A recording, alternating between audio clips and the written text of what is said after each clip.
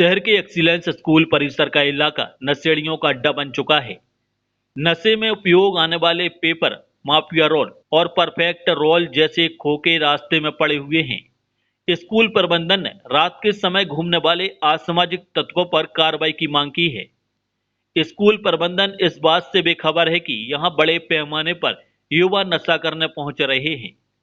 नशेड़ियों के इस अड्डे के पास एक्सीलेंस स्कूल, कृषि विभाग, ऑफिसर्स क्लब हाउस और 2 छात्रावास मौजूद हैं, जहां पर 100 से अधिक छात्राएं रहते हैं। रात के समय उजाला न होने के कारण नशेड़ियों ने अपना अड्डा बना लिया है। सकल हिंदू समाज के युवा अध्यक्ष मोंटी रेगवार ने बताया कि यहां पर हजारों की संख्या में सूखा नशा करने वाले पेपर रोल पड़े हैं। प्रशासन को जानकारी जुटाना चाहिए कि आखिरकार इतने बड़े पैमाने पर अवैध नशा शहर में युवाओं तक कैसे पहुंच रहा है। यहाँ पर खड़े हुए वो स्थान हम लोग बोलते हैं दमू क्लब का मार्ग है और बाजू में हमारा उत्कृष्ट विद्यालय का द्वार है और जस्ट हमारे राइट हैंड पर जो है वहाँ पर एग्रीकल्चर का विद्यालय है और साथ में वहाँ पर 2 प्रमुख छात्रावास है जहाँ पर छात्र और छात्राएं के अलग अलग छात्रावास बने हुए हैं। इसी बीच में जो रोड है जो रात में सूनी रहती है, यहाँ पर लोग आके जो गोगा नाम का एक जो सूखा नशा है वह कर रहे हैं। हजारों की संख्या में यहाँ पर उसके खाली रैपर मिले हुए हैं। इस बात से प्रतीत होता है कि इस रोड पे बड़ी संख्या में लोग यह नशा कर रहे हैं और नशा ये बाहर का नशा है जो विदेशों में होता है, उसको हमने सुना है, इसको प्रतिबंधित किया गया है। लेकिन दमोह में ये नशा कहाँ से आ रहा है, इसके सौदागर कौन है, इनके खिलाफ कड़ी से कड़ी कार्रवाई हो।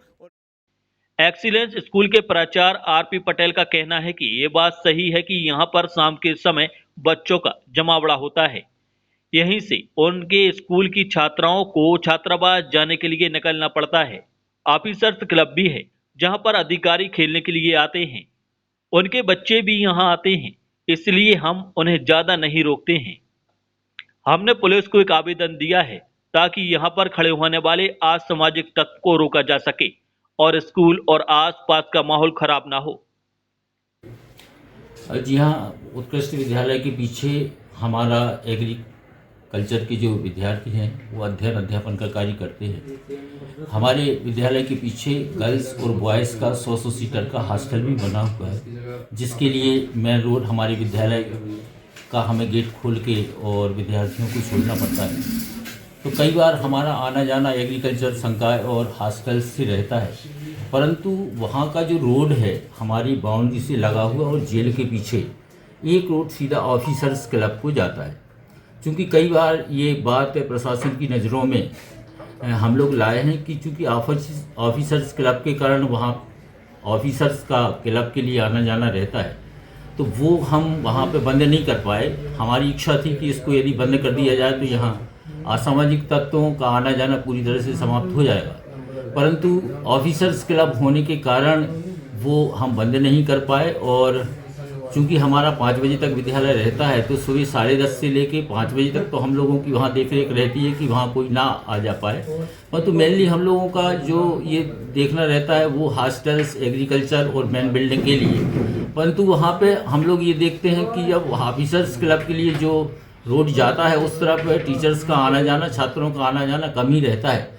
अभी 21 नवंबर को एक पत्र कोतवाली के लिए लिखा है कि कुछ बच्चों का यहाँ जो हमारे ड्रेस कोड पे नहीं होते हैं और वो बाहरी तत्व हैं, तो इनका आना जाना रोका जाए, जिससे हमारे विद्यार्थी और हमारे टीचर्स को असामाजिक तत्वों से लड़ना भिड़ना भी ना पड़े। वो कई तरह के कमेंट भी हमने कई बार सुना, देखे और विद्यार्थियों ने बताया, तो उसकी रोकथाम के लिए कई बार हमने पुलिस प्रशासन को भी बताया, लेटर्स भी हम लोग देते रहते हैं, जिससे कोई हमारी चूँकि छात्रा की संख्या 100 है और उनको पीछे जाना पड़ता है, तो उनको कोई ऐसी चीज़ का सामना ना करना पड़े जिससे विद्यालय की कोई छवि खराब हो।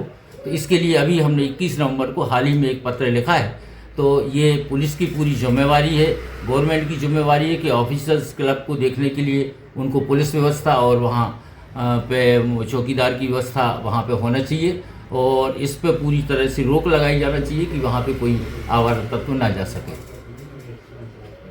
एएसपी सुजीत सिंह भदौरिया ने कहा है कि एक गोगो नाम से कोई प्रोडक्ट है और एक और प्रोडक्ट है, वह एक पेपर रोल्ड पेपर के रूप में ज्ञात हुआ है। उसको कुछ बच्चे यूज कर रहे हैं, ऐसी जानकारी मिली है। उसकी जांच कराई जा रही है कि यह कहां का प्रोडक्ट है और क्यों बाजार में बेचा जा रहा है। सुनने में आया कि सिगरेट का कोई विकल्प के रूप में यह बाजार में आया है। इस संबंध में विस्तृत जांच कराएंगे, इसको कलेक्ट करेंगे और इसमें जो केमिकल लगा है उसकी भी जांच करा के इसमें अग्रिम वैधानिक कार्रवाई करेंगे। सोशल मीडिया प्लेटफॉर्म पर और आप लोगों के द्वारा एक गोगो नाम से कोई प्रोडक्ट है और एक और प्रोडक्ट है, वो एक पेपर रोल्ड पेपर के रूप में ज्ञात हुआ है। उसको कुछ बच्चे यूज़ कर रहे हैं, जानकारी मिली है। उसकी जांच कराई जा रही है कि ये कहाँ का प्रोडक्ट है और किस पर्पज़ से बाज़ार में बेचा जा रहा है। अभी ऐसा सुनने में आया कि सिगरेट का कोई विकल्प के रूप में ये बाज़ार में आया है। तो क्या ये सब्सटेंस उसमें नार्कोटिक्स में यूज़ हो सकता है? क्या इसमें ऐसा कोई केमिकल है जो नशे के रूप में इस्तेमाल हो सकता है? इस संबंध में विस्तृत जांच कराएंगे, इसको कलेक्ट करेंगे और इसमें जो केमिकल लगा है उसकी भी जांच करा के इसमें अग्रिम वैधानिक कार्रवाई करेंगे। सर, दवा कुछ इलाके हैं जहां पर बड़ी संख्या में ये प्राप्त हो रहे हैं, तो सर क्या उन इलाकों में कुछ कार्रवाई की जाएगी? बिल्कुल कार्रवाई करेंगे। अगर ये केमिकल नार्कोटिक्स के रूप में अगर है, इसकी जानकारी अगर इस संबंध में क्लियर हो जाएगी तो इसमें जहाँ जहाँ ये स्टोर है, बिक्री के रूप में है, वो जो बेच रहे हैं उनसे भी जानकारी लेंगे कि ये किस पदार्थ के रूप में इसको बेच रहे हैं। अगर ये लाइसेंस इसके लिए आवश्यक है तो इसकी भी जाँच करेंगे।